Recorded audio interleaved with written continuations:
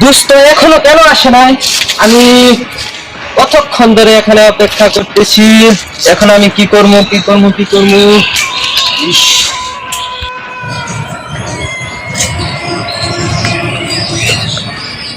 দোস্ত কি অবস্থা? এত লেট কেন? এত খালি হাতে কেন?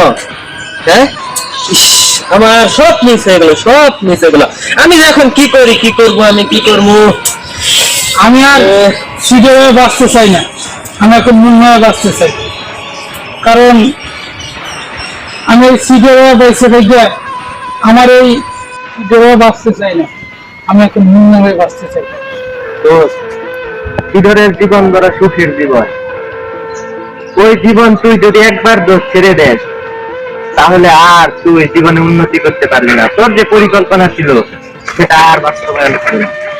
কারণ আমি একজনকে ভালোবাসি, কারণ আমি সিধে হয়ে যদি বাঁচতে চাই তাহলে আমার জীবনে আমার ভালোবাসা পূর্ণ হবে না, তাকে নিয়ে আমি সংসার করতে চাই।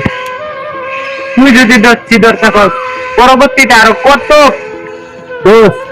তুই যদি সিধরে বাঁচতেই না চাস, তাহলে আমার লাস্ট একটা আবদার তুই পূরণ কর দোষ। আমি আর তোর কাছে কিছু চাই না। তোর কি কথা?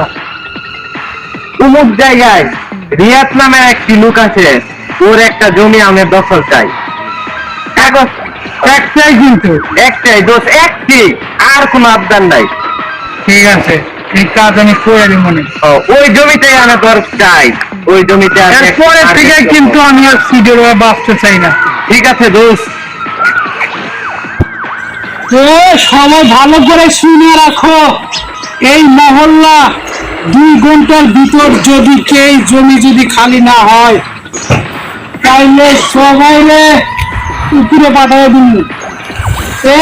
2 ঘন্টার ভিতরে।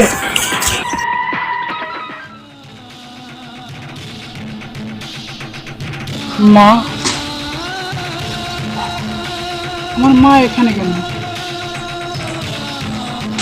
আমার মা আমাকে এই জমি দখল করার কথা বলছে, কিন্তু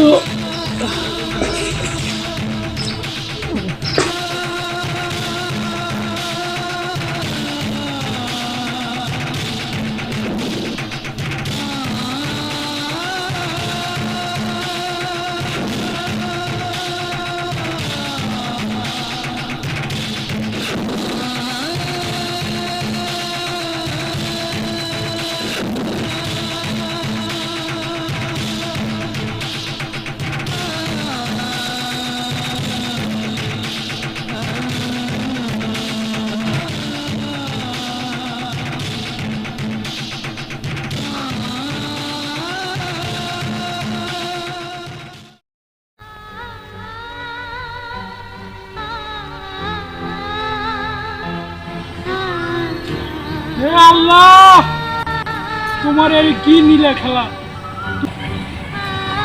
তুমি কেন আমাকে এরকম কাজ করাইলা?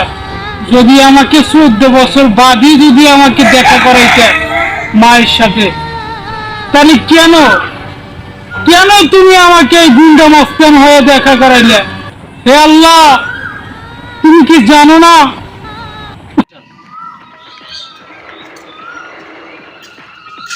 বস, বস, একটু দেবে। এই যে জমিটা ভালো।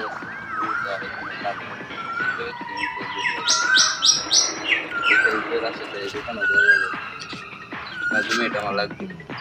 ঠিক আছে, জমি আপনাকে দেওয়া হবে। সেটা ওই জমির দিকে যে হাত বাড়াবে, তার শরীরে হাত বলতে কিছু থাকবে না। যে লোভের চোখে তাকাবে, তার চোখ বলে কিছু থাকবে না। যে জমি দখল করার কথা বলবে, তার জিহ্বা টেনে ছিঁচড়ে চুচা সোল বানাবো।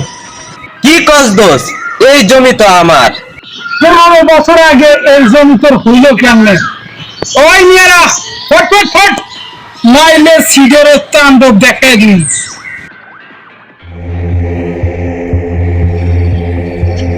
কাজটা তুই ভালো করলি না সিডর। নাম আমার সাদা, ক্যারেক্টার মাগাল্লা।